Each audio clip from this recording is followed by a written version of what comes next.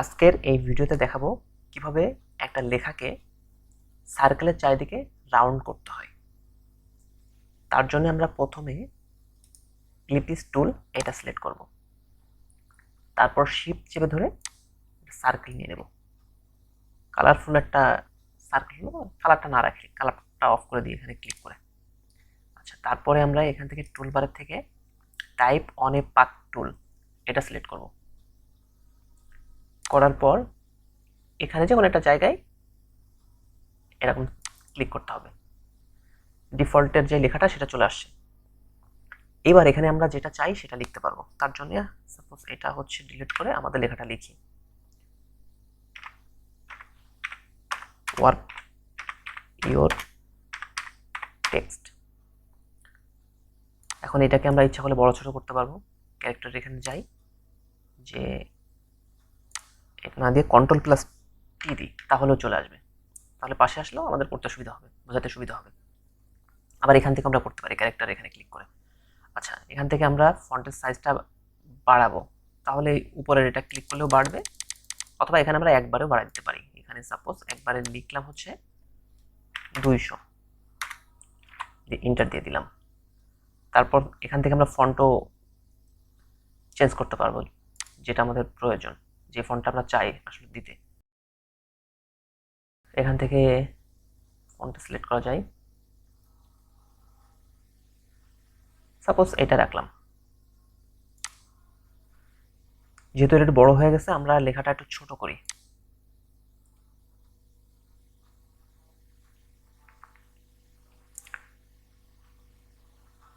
এটা ইচ্ছা করলে কিন্তু আমরা লেখার দূরত্বটা কমাতে বাড়াতে পারবো এটা ক্লিক করে।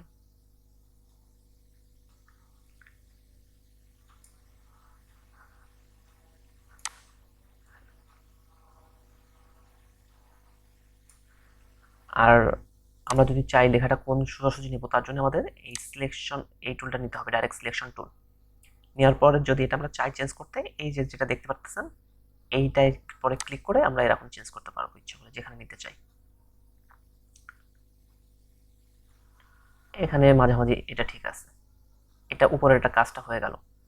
এবার আমরা নিচে লিখতে চাচ্ছি কোনো কিছু, সেজন্য কি করব? তার জন্য হচ্ছে আমাদের এটা আমরা ডুপ্লিকেট করে ফেলি, যেহেতু নিচে আরেকটা দিব, তার জন্য আমরা অল্টার প্রেস করে যদি পাশে টেনে দিই তাহলে আরেকটা ডুপ্লিকেট হয়ে যাবে। অল্টার প্রেস করতে হবে, মনে রাখতে হবে যে অল্টার, তা নাহলে কিন্তু হবে না, ডুপ্লিকেট হবে না। আচ্ছা, এখানে নিয়ে আসলাম। এখন এটা আমরা চাচ্ছি যে নিচে নিয়ে চলে আসবো, লিখতে হবে নিচে, উপরে তো এটা লিখে ফেলছি অলরেডি। তার জন্য কি করতে হবে?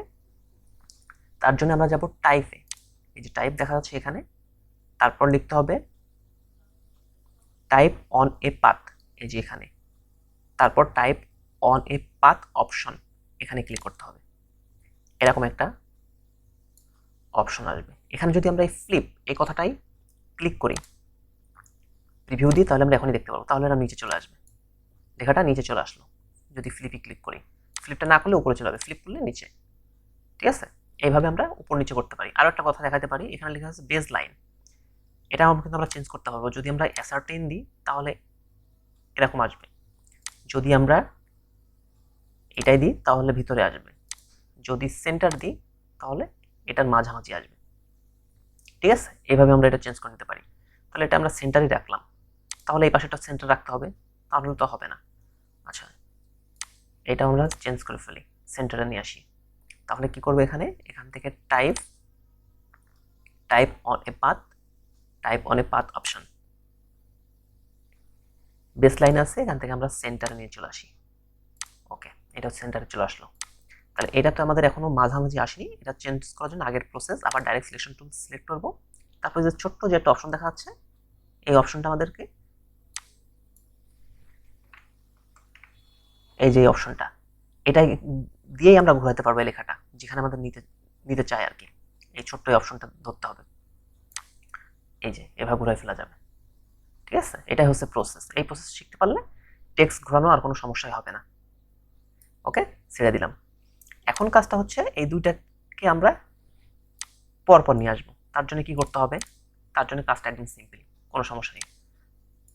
এরকম সাপোজ দুইটাকে ধরলাম, না ধরলে অসুবিধা নেই, একটাকে ধরি প্রথমে। এখানে এটা ধরার পরে আমাদের করতে হবে অ্যালাইন করতে হবে, ঠিক আছে? এই যে অ্যালাইনের অপশন আছে, এই এই মাঝামাঝি নিয়ে চলে আসলাম, ঠিক আছে? তারপরে এটাও একই কাজ করব, এটাও ধরলাম, এই আর্টবোর্ডের মাঝামাঝি নিয়ে চলে আসলাম, এই আমাদের পুরোপুরি সার্কেল হয়ে গেল। কিন্তু এইভাবে যে কোনো লেখাকে সার্কেল করা সম্ভব। যেহেতু করছি এর চারিদিকে একটা সার্কেল আর একটা দিয়ে দিই এক্সট্রা ভাবে। কালারটা এই কালারটা চয়েস করি না, এটা অফ করে দিই, আমরা স্টক রাখি। এটা স্টক একটু বাড়াইনি, না হলে দেখা যাবে না, অনেক কম হয়ে যাবে। তারপরে শিফট চিপে ধরে আমরা এখন একটা সার্কেল নিয়ে নিই, আর একটু বাড়াইতে পারি, এটা চিপে ধরি। ওকে, এটা আগের কাজ, অ্যালাইন। কিন্তু এটা খেয়াল রাখতে হবে, কিন্তু অ্যালাইন করার সময় একটা জিনিস, যদি আর্টবোর্ডে সিলেক্ট থাকে তাহলে আর্টবোর্ডের মাপ অনুযায়ী আমাদের মিডিলে আসবে, ঠিক আছে? এই জন্য আর্টবোর্ড অনুযায়ী আমাদের সবকিছু মিডিলে আসলো। তারপরে আমরা এটা সরাই ফেলি।